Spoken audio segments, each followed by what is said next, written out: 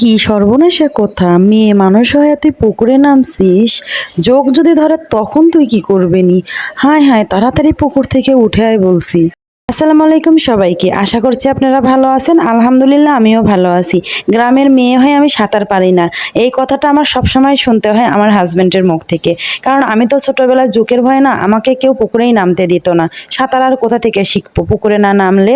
তো এই যে চারিদিকে যে বন্যাগুলো হচ্ছে না, এখন আমার লোকের কথা যে এই যে হঠাৎ করে যদি আমাদের এলাকায় বন্যা চলে আসে, আমি তো আমার 2 বাচ্চা নিয়ে সাঁতরায় পার হয়ে যাবনি, তাহলে তোমার কি উপায় হবে নি বুনু?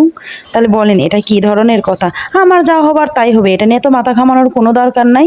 তো যাই হোক, জামাইরে সকাল সকাল বাজারে পাঠিয়ে দিয়েছিলাম কিছু জিনিসপাতি নিয়ে আসার জন্য।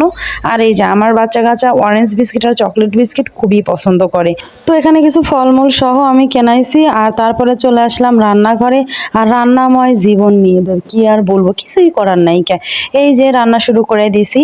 আর আজকে আমি রান্না করব হচ্ছে ডিম ভাজি দিয়ে, ওই যে আলু আর ডাল সেদ্ধ করে যে একটা ঘাঁটি বানায় না, উত্তর অঞ্চলের বিখ্যাত খাবার, সেইটা আর কি। তো তার আগেই তো আমি এই যে ডিম, তারপর হচ্ছে আলু, ডাল সবকিছু সেদ্ধ করে রাখছিলাম। তবে ডিম আজকে আমি আস্তটা দিয়ে রান্না করব না, ডিম আজকে আমি ভাজি করে নিয়েছি। আর এই তো তারপরে দিয়ে দিলাম কিছুটা হচ্ছে কালো জিরা আর একটু জিরার গুঁড়া। জিরার গুঁড়া কালো জিরা দিলে কিন্তু স্মেলটা অনেক সুন্দর আসে, খাইতেও অনেক টেস্ট লাগে। আর এটা এখন একদম যতটুক পানি দেখতেছেন না, এটা আমি একদম নাড়তে নাড়তে সুন্দর করে শুকায়া ফেলবো। আর এটা যত কষানো হবে এটার টেস্ট তত বাড়বে। তো এই তো দেখতেই পাচ্ছেন একদম নাড়তে নাড়তে পুরা পানি কিন্তু শুকায় গেছে, কষাতে কষাতে একদম শুকায় আসছে। এখন আমি একটু উষু উষু গরম পানি দিয়ে দিলাম, দিয়ে সুন্দর করে নেড়ে দিচ্ছি।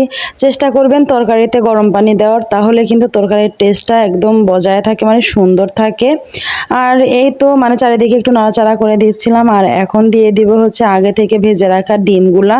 আজকে আমি গোটা মানে ডিম রান্না করি নাই, আজকে আমি ভেজে রাখা ডিমই রান্না করছি। এদিকে রান্নাঘরের অবস্থা আমার বেহাল, মানে রান্না করতে করতে আমি পুরো একদম হাঁপায়ে গেছি। তো কিছুই করার নাই, এটা তো আমাদের মানে নিত্য নৈমিত্তিক কাজ আর কি। রান্নাময় জীবন, দিনের অর্ধেকটা সময় রান্নাঘরেই থাকতে হয়।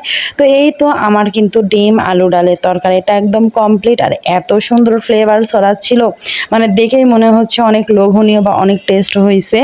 আসলে অনেক মজা এই তরকারিটা, আমাদের উত্তরবঙ্গের সবচেয়ে বিখ্যাত খাবার এগুলো আর কি। আলু ডিম ঘাটি, তারপর আলু দিয়ে গরুর মাংস ঘাটি। তো এই তো দেখেন ডিমগুলো কেমন ফুলে টইটুম্বুর হয়ে গেছে। আর এই তো আমি সামান্য একটু মানে ভাজা জিরার গুঁড়া ছিটিয়ে দিচ্ছিলাম। তো এদিকে হচ্ছে আমি আবার একটু রান্না করব, সেটা হচ্ছে হাঁসের মাংস রান্না করব। তো ওটার রেসিপি আপনাদের সঙ্গে টোটালি ওরকমভাবে শেয়ার করব না, অলরেডি আমি মানে তরকারি উঠায় দিয়েছি। আর হাঁসের মাংসর একটা সুন্দর রেসিপি আমার কাছে আছে, যেটা আপনাদের সঙ্গে আমি এরপরে হচ্ছে শেয়ার করব। তো ততক্ষণ পর্যন্ত সবাই ভালো থাকবেন, সুস্থ থাকবেন এবং আমার ভিডিওর সাথেই থাকবেন এবং আমার পেজটাকে সাপোর্ট করবেন সবাই। আল্লাহ হাফেজ।